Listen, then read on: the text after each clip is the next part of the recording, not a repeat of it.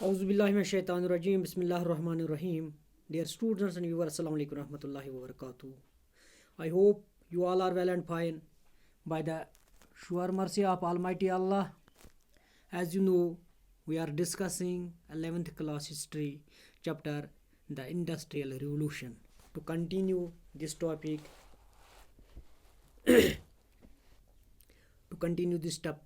chapter, today we are going to discuss another important topic of the same chapter, that is coal and iron.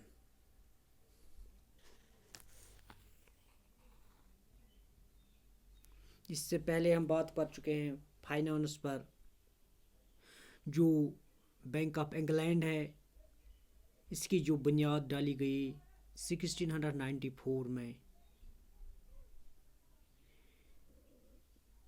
इसके अलावा फिर 1784 में जो bank की तादाद वो 100 थी। इसी तरीके से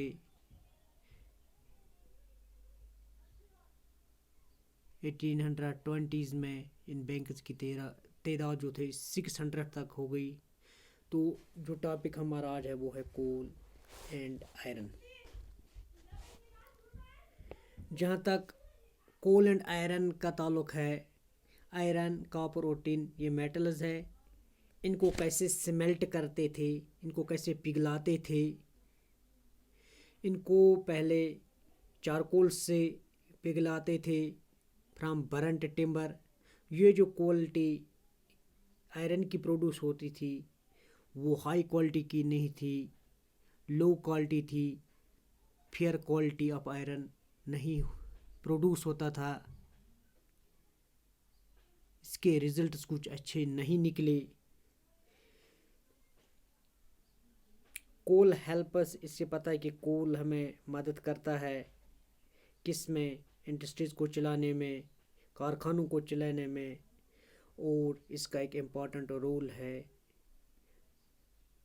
इकोनॉमिक लाइफ में, इंडस्ट्रियल रिवोल्यूशन में। तो कोल को दूसरा नाम ब्लैक गोल्ड भी कहा जाता है। एग्जामिनेशन में पूछा जा सकता है कि कोल का दूसरा नाम क्या है। इससे ब्लैक गोल्ड भी कहा जाता है या मदर ऑफ इंडस्ट्रीज भी कहा जाता है। ये इंपॉर्टेंट पॉइंट्स आप याद रखिए डियर स्टूडेंट्स। कोल्ड को ब्लैक गोल्ड भी कहा जाता है, कोल को यानी काला सोना, और मदर ऑफ इंडस्ट्रीज भी, कारखानों की माँ इसे कहा जाता है। क्योंकि आयरन जो है और जो कोल है ये हमें हेल्प करता है जितनी भी चीज़ें बनती हैं इंडस्ट्रीज़ में, मशीनज़ में। इसके अलावा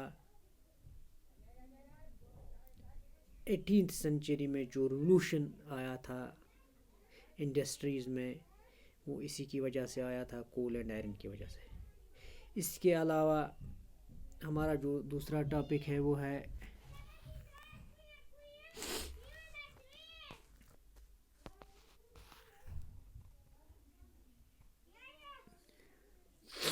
इब्राहिम डॉर्बीज।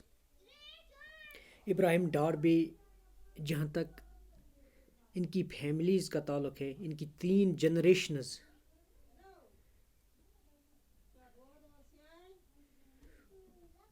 गुज़र गई हैं इसी आयरन को स्मेल्ट करने में। यानी इनके पेरेंट्स, इनके ग्रैंड फादर, इनके फादर्स और इनके सन, इनके जो ग्रैंड फादर्स उनको डार्बीज फर्स्ट कहा जाता है, फिर डार्बीज सेकंड, डार्बीज थर्ड। इन्होंने एक ऐसा नया तरीका निकाला। इन्हें डार्बी फर्स्ट ने 1709 में कोक को यूज़ किया first time in the process of smelting. Iron को पिघलाने में इसने कोक का इस्तेमाल किया। Coke is another kind of coal. Coal का ही एक किस्म है जो हाई टेम्परेचर देता था, जिससे जो आयरन प्रोड्यूस होता था वो बहुत ही अच्छी किस्म का होता था। Firstly it was quite cheap compare to charcoal. Secondly it made possible for the iron masters to set up expensive blast furnaces। इससे क्या हुआ, जो कोल पिघलाने का, इनसे कहते हैं आयरन मास्टर्स जो डार्बीज है यहाँ इब्राहिम डार्बे, इन्हें आयरन मास्टर्स भी कहा जाता है। इन्होंने एक ऐसी फार्नेस बनाई जिसे फार्नेस ब्लास्ट भी कहा जाता है। फार्नेस के में एक ऐसी भट्टी तैयार की जिसमें से ये लोहे को पिघलाते थे और इसमें कोक का इस्तेमाल करते थे, जिससे फाइन किस्म का जो आयरन है वो निकल कर सामने आता है, इन्हें प्रोड्यूस होता था। इनके बाद आता है हेनरी कॉट।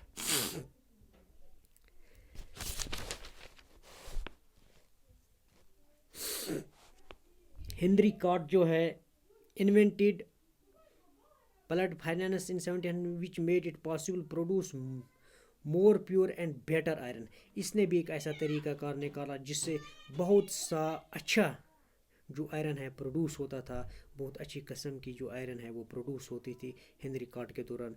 हेनरी कॉट 1784 में।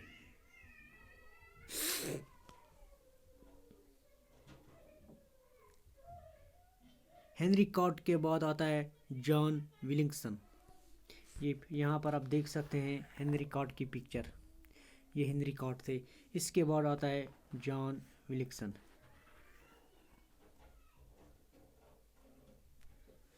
जॉन विलिंगसन का जहाँ तक ताल्लुक है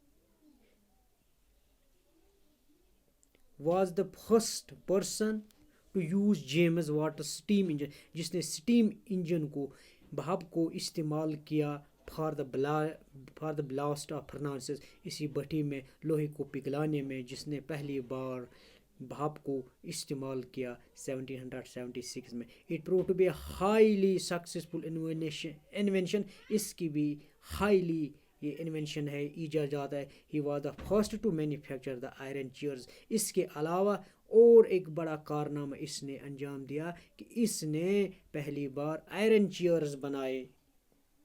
किसने? जॉन विलिंगसन ने।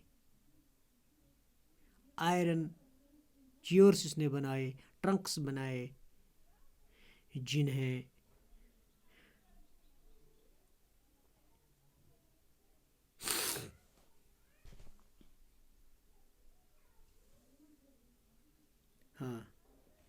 फर्स्ट बार किसने आयरन चेयर्स बनाई और इसने आयरन पाइप्स भी, जॉन विलिंगसन ने आयरन पाइप्स भी बनाई पहली बार।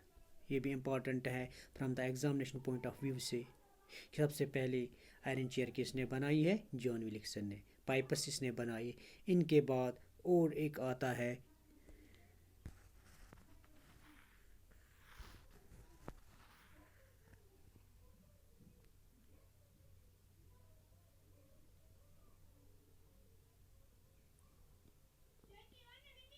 इब्राहिम डार्बे थर्ड जो आता है। He was the son of Abraham Darby second. He construct the first iron bridge in the world. दुनिया में सबसे पहला आयरन ब्रिज वो इब्राहिम डार्बे थर्ड ने बनाया। From the examination point of view से बहुत ही इंपॉर्टेंट सवाल है, आयरन ब्रिज को दुनिया में सबसे पहले किसने बनाया? डार्बे थर्ड ने बनाया। In Coalbrookdale spanning the river of Severn, after में this village come to be known as the iron bridge. इसके बाद इसके आयरन ब्रिज कहा जाता है। ये इंपॉर्टेंट है from the examination point of view से। यानी अब जो ब्रिटिश है वहाँ पर अब आयरन जो है वो इस्तेमाल ज़्यादा होने लगे, क्योंकि बहुत सारे इन्वेंशंस हुए हैं।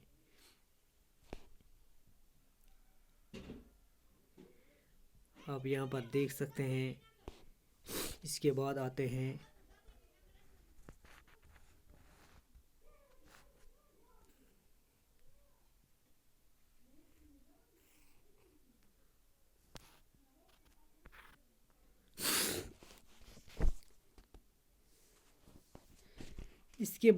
हैं हेम्फ्रे डार्वे।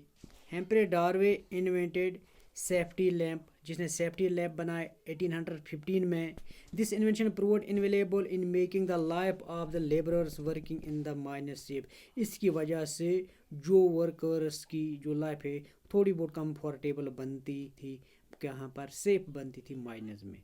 इनके बाद और एक इन्वेंटर आता है जिनका नाम है Henry बेसमियर।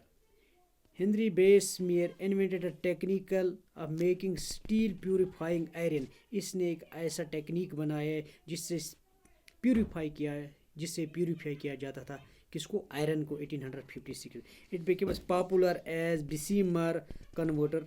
Soon the production of steel increased manifold. इसकी वजह से जो इंक्रीज हो गई है स्टील बहुत ज़्यादा, इसलिए जो इन्वेंशन है वो कहाँ हुआ है ज़्यादा, तो यूरोप में, किस में, इंग्लैंड में ही। अब इंग्लैंड में सारी चीज़ें बनानी जाती, जितना पूरा दुनिया आयरन प्रोड्यूस करता था उससे ज़्यादा प्रोड्यूस करता था कहाँ, कहाँ होता था, इंग्लैंड में।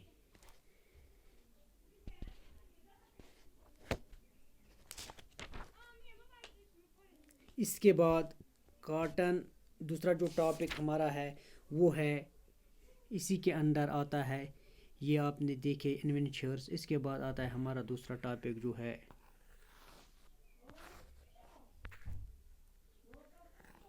आप देखेंगे, इसी के अंदर हमारा सब टॉपिक जो है वो है cotton spinning and weaving wearing, या वीविंग जिसे कहते हैं, कॉटन स्पिनिंग कहते हैं धागा को, और वीविंग कहते हैं बुनने वाले को। यानी ये काम कब शुरू हो गया, किसने शुरू किया कॉटन का बनाने, 18th सेंचुरी में शुरू हुआ इंडियन में, 17th सेंचुरी। यानी अब इन्वेंशन जो है फ्लाइंग शटल लूम आया। Industrial revolution began with the textile industry बनी। although it was quite an old industry yet no significant advance made in front, के कुछ जो पुराने तरीके कार से अब ये कपड़े बनते थे, वो धागे बनाते थे, इसमें टाइम लगता था। क्या होता है 1733 ईस्वी में एक जॉन की इन्वेंटेड करता है फ्लाइंग शटल एक मशीन, यहाँ पर हम उसको एक स्ट्रक्चर दिखाते हैं, यह है फ्लाइंग शटल।